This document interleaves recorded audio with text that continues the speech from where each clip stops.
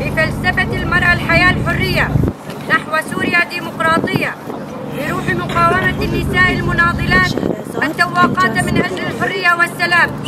نستقبل الثامن من آذار اليوم العالمي للمرأة الذي يعد تخليدا للإنجازات والانتصارات التي حققتها في العالم، ونعتبره يوما نضاليا من أجل نيل حرية المرأة وضمان حقوقها على مدى قرون طويلة، وليكون ثمرة نضالها الدؤوب عبر التاريخ.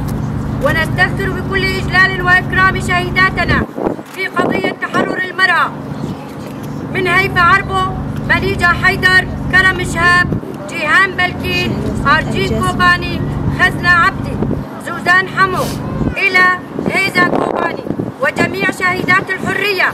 ونؤكد التزامنا بالنضال والكفاح المستمر إلى أن نحقق آمالهن وطموحاتهن في بناء الحياة الحرة والعدالة والسلام.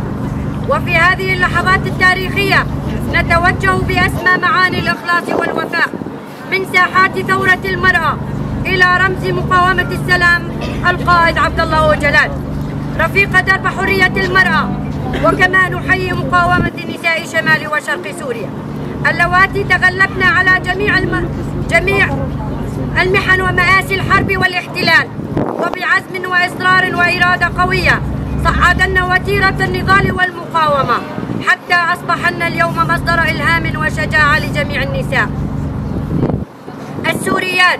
ونثمن مواقف النساء الطليعيات اللواتي ملأن كل الساحات بألوان الحرية والكفاح، لنستقبل الثامن من آذار روحا ومعنى ليكون طابعا جديدا في مسيرة نضالنا، وفي تحديد الرؤية السياسية والاجتماعية لمستقبلنا، وفي رفع صوتنا وتضافر جهودنا ضد السياسات الفاشية الرجعية وأساليب الهيمنة الذكورية المعادية لكافة النساء والشعوب الحرة.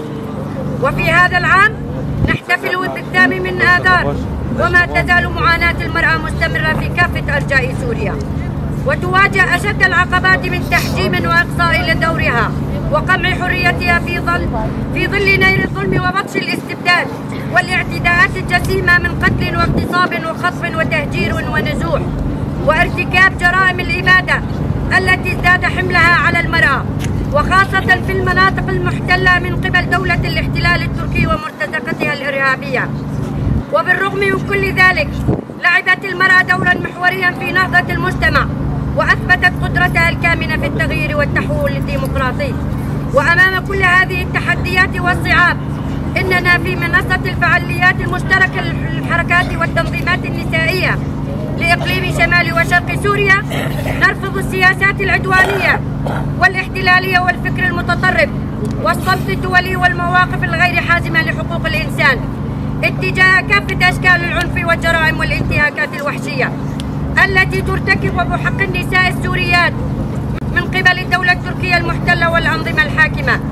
وانطلاقا من مبادئنا السامية وأهدافنا الأساسية إننا في منصة الفعاليات المشتركة للحركات والتنظيمات النسائية لإقليم شمال وشرق سوريا في اليوم العالمي للمرأة نسعى نحو توحيد طاقات وجهود المرأة للحفاظ على ما اكتسبته خلال مسيرة نضالها، ولتحقيق الأمن والسلام والتأكيد على ضمان حقوقها في دستور سوريا المستقبل. ونعمل جاهدات لإحياء روح مقاومة النساء العاملات والكادحات في تحقيق الطموحات والأهداف المشتركة في الحرية والعدالة وبناء المجتمع الديمقراطي الحر، ورسم استراتيجية وطنية نسائية قادرة على قيادة المرحلة.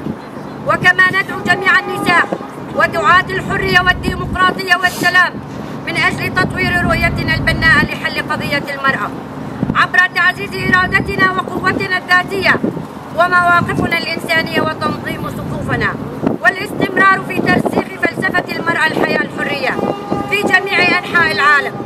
وبناء على هذا الأساس نعلن عن بدء حملتنا لعام 2025 بمناسبة اليوم العالمي للمرأة تحت شعار بفلسفة المرأة الحياة الحرية نحو سوريا الديمقراطية، وتبدأ فعاليتها من 26 شباط حتى 8 آذار على الشكل التالي: أولا تعليق شعار الحملة في مداخل كافة المدن وتزيين المدن بألوان المرأة. ثانيا عقد اجتماعات جماهيرية موسعة عن أهمية اليوم العالمي للمرأة. ثالثا إعطاء محاضرات فكرية وتوعوية للتعريف بأهمية اليوم العالمي للمرأة على مستوى الأرياف والنواحي. رابعاً، عقد ورشات عمل ضمن كل مقاطعة حول دور ومهام المرأة المرحلية. خامساً، عرض أغنية من قبل حركة هلال زيرين في جميع مقاطعات إقليم شمال وشرق سوريا. تقديم مباراة فريق كرة القدم للمرأة الشابة. عقد ندوات حوارية عبر مواقع التواصل الاجتماعي مع التنظيمات النسائية في داخل سوريا وخارجها. معارض فنية لصور الشهيدات للتعريف عن مسيرتهن النضالية. عقد ملتقيات حوارية من قبل كل من مجلس المرأة في حزب الاتحاد الديمقراطي ومجلس المرأة العام في حزب سوريا المستقبل. توزيع بروشورات لتوعية المجتمع بهذا اليوم على مستوى شمال وشرق سوريا. تنظيم مسيرات جماهيرية حاشدة على مستوى إقليم شمال وشرق سوريا وحلب ودمشق وإقليم كردستان ولبنان وأوروبا. تنتهي باحتفالات 8 من آذار يوم العالمي للمرأة. إطلاق حملة هاشتاج قيام كل حركة أو تنظيم نسائي بفعالياتها المختلفة والمتنوعة حسب برنامجها الخاص. منصة الفعاليات المشتركة للحركات والتنظيمات النسائية لإقليم شمال وشرق سوريا.